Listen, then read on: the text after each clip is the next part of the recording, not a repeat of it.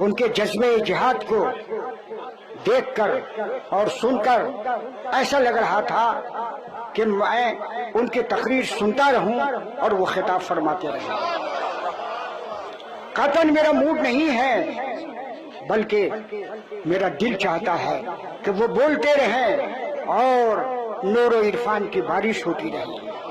محترم حضرات، وقت نہیں ہے، میں اس نتیجے پر پہنچا اور یہاں آ کر سمجھا، اور اسٹیج کے اوپر جو علماء کرام تشریف فرما ہے میں ان کی توجہ چاہتا ہوں، ان کی حالات زندگی، ان کا کارنامہ، ان کا عزم، ان کا حوصلہ، ان کا خلوص، ان کی للہیت، ان کا جذبہ دیکھ کر میرے دل سے آواز آ رہی ہے، العلامۃ الداؤدی کرامۃ من کرامۃ الاولیاء۔ حضرت شیخ حضرت العلامہ کرامۃ من کرامۃ الاولیاء، یہ اولیاء کی کرامات میں سے ایک کرامت ہے علامہ داؤدی۔ ان کا جس قدر بھی شکریہ ادا کیا جائے میں سمجھتا ہوں کہ یہ کم ہے۔ محترم حضرات،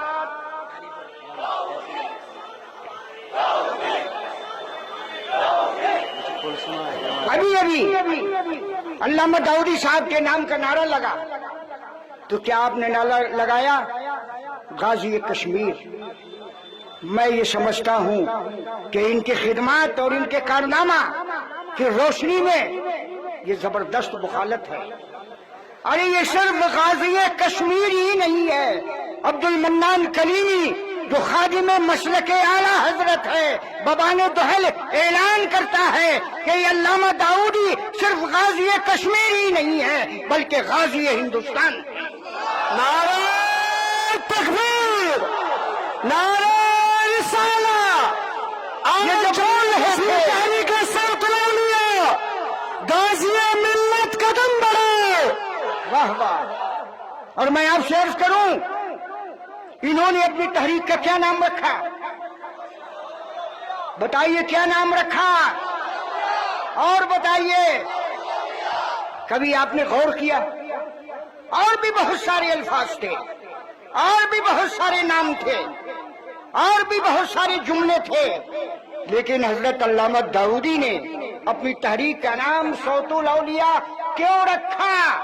صوت الاولیاء اس لیے رکھا اگر شریعت کو بچانا ہے، طریقت کو بچانا ہے، اسلام کو بچانا ہے، سنیت کو بچانا ہے، عشق رسول کو ترقی دینا ہے، محبت رسول کو کام لانا ہے، تو اسی وقت کہ جب آپ اپنا ہاتھ اولیاء کرام کے دامن سے وابستہ کر دیں۔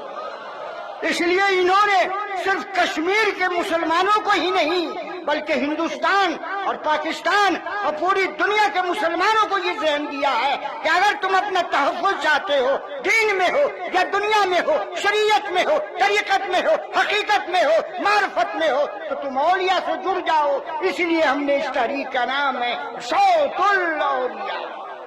محترم حضرات، وقت اجازت نہیں دیتا ورنہ میرے ذہن میں ایک خاص مضمون تھا، آئیے میں آپ کو بتاؤں۔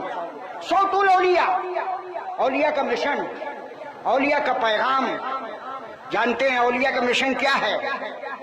اولیاء کا مشن، میں نے قرآن پڑھا، حدیث پڑھی، سیرت کا مطالعہ کیا، علماء کی جوتیاں اٹھائیں، مشائخ کی خدمت میں بیٹھا، تاریخ اور سیر کو میں نے پڑھا تو میں اس نتیجے پر پہنچا کہ جو مسلمان ہیں، جو عاشق رسول ہیں، ان کو صرف اور صرف 4 جگہوں سے محبت کرنا ہے، صرف 4 جگہوں سے محبت کرنا ہے۔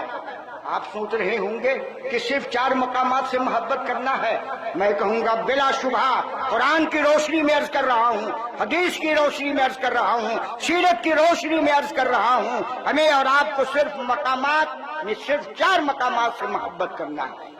پہلا مقام جس کو ہم اور آپ بیت اللہ کہتے ہیں، دار اللہ کہتے ہیں، خانہ خدا کہتے ہیں، اللہ کا گھر کہتے ہیں، ہمیں اس سے محبت کرنا ہے۔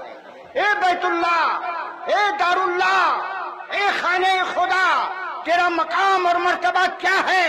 تو خانہ خدا کے در و دیوار سے آواز آ رہی ہے. ہمارا مقام اور مرتبہ یہ ہے کہ تم اب تک کسی لیڈر اور منسٹر اور وی آئی پی کے مہمان نہیں بنے ہو، لیکن اگر خانہ خدا میں آ جاتے ہو تم اور کسی کا مہمان بنو یا نہ بنو، خود خالق کائنات کا مہمان بن جاتے ہو. پہلی جگہ خانہ خدا، اور جب ہم نے خانہ خدا کہہ دیا تو یہاں کی مسجد بھی اس میں آ گئی، بریلی کی رضا مسجد بھی آ گئی، اجمیر شریف کی اولیاء مسجد بھی آ گئی، شاہجہانی مسجد بھی آ گئی، اکبری مسجد بھی آ گئی. اور آگے بڑھیے بغداد کی سرزمین پر پہنچیے تو مسجد غوث الاعظم بھی اس میں آ گئی، کوفہ کی سرزمین پر پہنچیے تو مسجد امام اعظم بھی اس میں آ گئی. اور آگے بڑھیے مکہ کی سرزمین پر پہنچیے تو مسجد حرام بھی اس میں آ گئی، اور مدینہ کی سرزمین پر پہنچیے تو مسجد نبی بھی اس میں آ گئی، اور یروشلم کی سرزمین پر پہنچیے تو مسجد اقصی بھی اس میں آ گئی. یہی وہ پہلا مقام ہے جس سے محبت کا حکم یا اولیاء اکرام ہمیں عطا فرما رہے ہیں. بڑے اختصار کے ساتھ عرض کر رہا ہوں. دوسری جگہ وہ ہے جس کو ہم بیت الرسول کہتے ہیں، جس کو ہم دار الرسول کہتے ہیں، جس کو ہم رسول اللہ کا گھر کہتے ہیں، جس کو ہم مکتب کہتے ہیں، جس کو ہم مدرسہ کہتے ہیں، جس کو ہم دارالعلوم کہتے ہیں، جس کو ہم جامعہ کہتے ہیں. اے دارالعلوم، اے جامعہ، تیرا مقام اور مرتبہ کیا ہے؟ تو وہاں کے ایک ایک سے یہ آواز آ رہی ہے جو اب تک کسی دنیا دار کا مہمان نہ بنا ہو، لیکن اگر بیت رسول میں آ گیا تو وہ رسول کائنات کا مہمان بن جاتا ہے. آپ مجھ سے ایک سوال کریں گے اور اسی کو بیان کر کے میں رخصت ہو جاؤں گا، اس لیے کہ پروگرام بہت تفصیلی ہے. پھر دو مقامات کبھی موقع ملا تو میں آپ کو بیان کروں گا. آپ مجھ سے سوال کریں گے کہ جب دنیا کا مہمان آتا ہے تو اس کے اعزاز اور اکرام کے لیے سرخ قالین بچھا دیا جاتا ہے. سرخ قالین کے بچھانے کا مقصد اور مطلب یہ ہوتا ہے کہ آنے والا بڑا معزز ہے، آنے والا بڑا محترم ہے. لیکن ان مہمانان رسول کے لیے کیا بچھایا گیا؟ تو میں دعوے کے ساتھ عرض کروں گا کہ دنیا کے مہمانوں کے لیے اگرچہ سرخ قالین بچھا دیا گیا جس کو کتے اور بلی روکتے ہیں، لیکن جامعہ صوت الاولیاء میں پڑھنے والے مہمانان رسول کے لیے یہ سرخ قالین نہیں بچھایا گیا، بلکہ فرشتے اپنا پر ان کے لیے بچھا دیتے ہیں. محترم حضرات، حقیقت یہ ہے کہ حضرت علامہ داؤدی صاحب صرف غازی کشمیر نہیں ہے، بلا شبہ غازی ہندوستان بھی ہے، غازی مسلک اعلیٰ حضرت بھی ہے، غازی اسلام بھی ہیں، غازی سنیت بھی ہیں، غازی شریعت بھی ہیں، غازی طریقت بھی ہیں، ہمارے سر کے تاج ہیں اور ہماری آنکھوں کا سرما ہے. انہی کلمات کے ساتھ ہم ان کی خدمت میں خراج عقیدت و محبت پیش کرتے ہیں. اللہ تعالیٰ ان کے کارنامے کو قبول فرمائے اور ان کے نقش قدم پر تمام اہل ہند کو چلنے کی توفیق عطا فرمائے. وما علینا الا البلاغ وآخر دعوانا الحمد للہ. میں پوری ٹیم تحریک صدر کی طرف سے اپنے مہمانوں کا شکریہ کرتا ہوں تہہ دل سے. یہاں یونٹ یاری پورا تحصیل سے محترم حاجی سہیل احمد نگران کی طرف سے یونٹ یاری پورا 10,000 روپیہ، اور بھی بہت سارے لوگ حالسی دار سے محمد یونس اپنا نظر و نیاز یہاں بھیجتے ہیں. اور میں تمامی حضرات سے گزارش کروں گا، بارشیں ہو رہی ہیں لیکن مجھے نہیں لگ رہا کہ آپ ابھی جانے کے موڑ میں ہیں. کون کون بھاگنا چاہتا ہے؟ ارے جو بارش سے بھاگے گا وہ تیروں سے کیا کرے گا؟ بھاگنے والے نہیں ہیں؟ آپ پورا جوش دکھائیے، ایک مرتبہ یا رسول اللہ بولیے. بہرحال اب آپ کا وقت بھی نہیں زیادہ لیں گے، لیکن ایک بات ضروری رہ گئی، وہ جو اہم بات ہے وہ یہ ہے کہ کشمیر کا جو مسئلہ ہے 1941 سے یہ چلا آ رہا ہے.